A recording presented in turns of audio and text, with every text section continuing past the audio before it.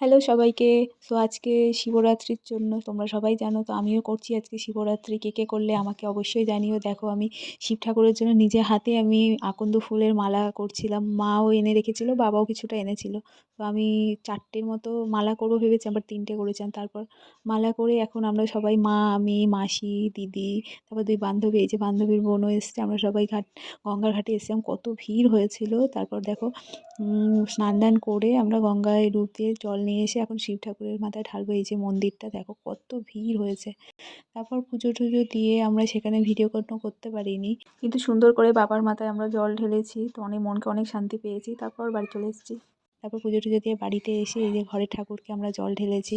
দেখো কত সুন্দর করে সাজিয়েছি, ফল দিয়েছি। কেমন হয়েছে তোমরা অবশ্যই জানিও। আর শিবরাত্রি কেমন কাটালে তোমরাও অবশ্যই বলো। হর হর মহাদেব। ওম নমঃ শিবায়, ওম নমঃ শিবায়, ওম নমঃ শিবায়। সবাই সুস্থ থেকো, ভালো থেকো। আর ভিডিওটি ভালো লাগলে অবশ্যই সাবস্ক্রাইব করো। Thank you.